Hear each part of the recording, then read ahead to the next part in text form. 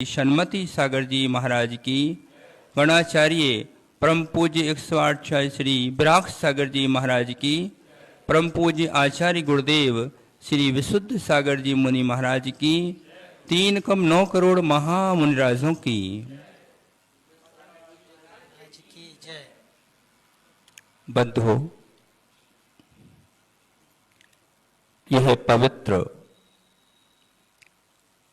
गुरु भूमि, जहां पर परंपरा यहां से ही प्रारंभ होती है और गुरुदेव को ये महाराष्ट्र की भूमि इतनी प्रिय थी कि उन्होंने निर्घंत दीक्षा को प्राप्त किया तो वह महाराष्ट्र की भूमि औरंगाबाद में प्राप्त किया। और उन्होंने सबसे पहले यदि कहीं पर आचार्य पद प्रदान किए तो वह भूमि भी महाराष्ट्र की भूमि थी। और उन्होंने अपनी अंतिम समाधि के लिए भी कोई स्थान चुना तो उन्होंने इस महाराष्ट्र को चुना। और उनकी जो दिव्य दृष्टि थी, इतनी विशाल दृष्टि थी कि वह कहती हैं कि हम जब परिवार में होती हैं तो दादा का प्रेम बेटों से अधिक पोतों पर हुआ करता है। और मैं समझता हूं कि उनके जितने भी प्रतिशिष्य थे उनमें सबसे ज्यादा प्रेम गुरुदेव का मुझ पर था, क्योंकि जब जब भी वो मिला करते थे। एक बार बक्सा में गुरुदेव का मिलन हुआ। 108 पिछियां थी, तो हम तो सबसे आखिरी में जाकर के खड़े हो गए, गुरुदेव के दर्शन कर लिए दूर से ही।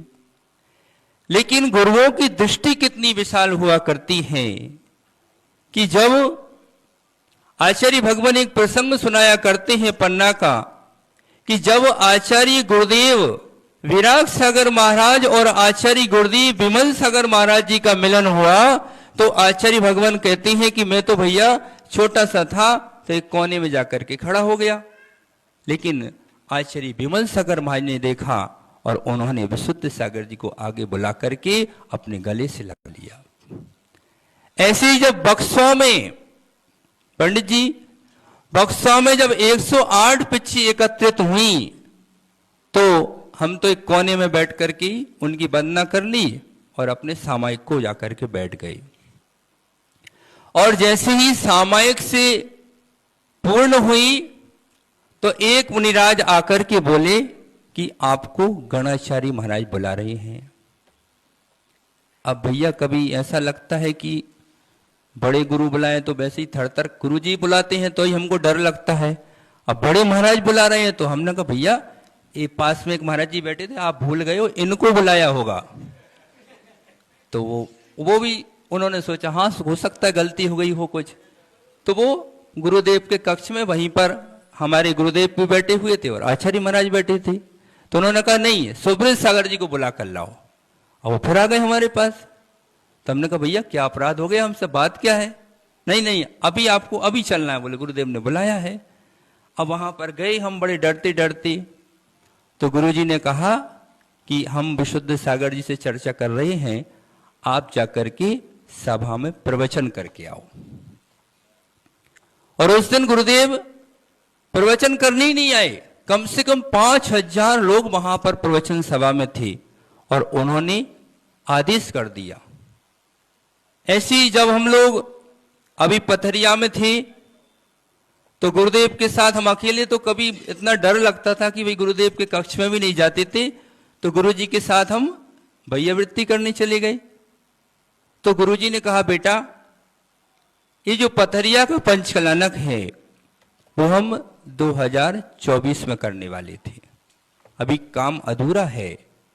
लेकिन उन्होंने कहा कि किसी ज्योतिषाचार्य ने उनको बताया था कि आपके पास अब साल सवा साल शेष है।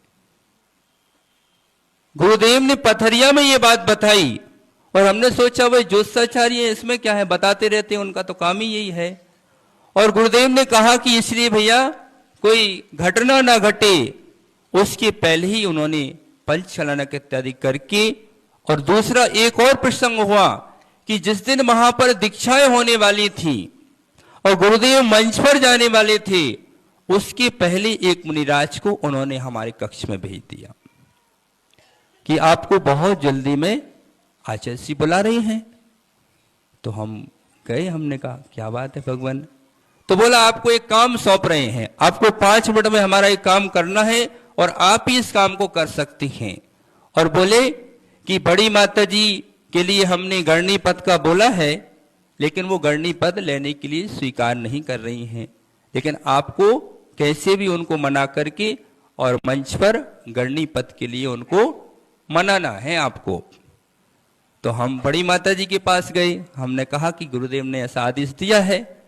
और गुरुदेव ने उस समय माता जी को बुलाकर के हम गुरुदेव के पास ले गए, और गुरुदेव ने जो शब्द कहे थे वो आज हमारे कानों में गूंज रहे हैं।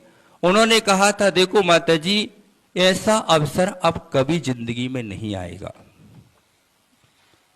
और उस समय हमने कहा माता जी को बहुत बोला, माता जी नहीं मानी। तो हमने बड़ी माता जी को बोला कि आप गणनी पद्धति स्वीकार करोगे तो हम अपनी ओर से वस्त्र, पिच्छी कमंडल और 108 मालाएं आपको भेंट करेंगे। आप फिर भी नहीं मानी माता जी। और जब मंच पर पहुंचे तो गुरुदेव ने पुनः उनको कहा, तो उन्होंने गणनी पद लेने के लिए स्वीकार कर लिया। ऐसी महान दृष्टि के ज्ञाता थे और तंत्र मंत्र, वास्तु और ज्योतिष का उनको बहुत ही उत्कृष्ट ज्ञान था। और उन्होंने पहले से ही पथरिया में भी उन्होंने अपने जो पद इत्यादि शेष थे, गणधर पद, प्रवर्तक पद, स्त्रीण पद, उपाध्याय पद, सभी पद प्रदान किए। और इतनी उनकी विशालता थी, इतनी विशालता थी उनके हृदय में कि उन्होंने अनेक वर्ष पहले ही 9-10 आचार्य पद प्रदान करके अपने संघ का विस्तार किया। और इतनी विशाल दृष्टि के साथ अभी कहते हैं कि साधु ही एक ऐसा होता है कि जो शान से जीता है और शान से ही मरता है। जब उनको हृदय में पीड़ा हुई परसों, तो डॉक्टर ने उनसे कहा कि भगवान एक इंजेक्शन आपको लगाना पड़ेगा।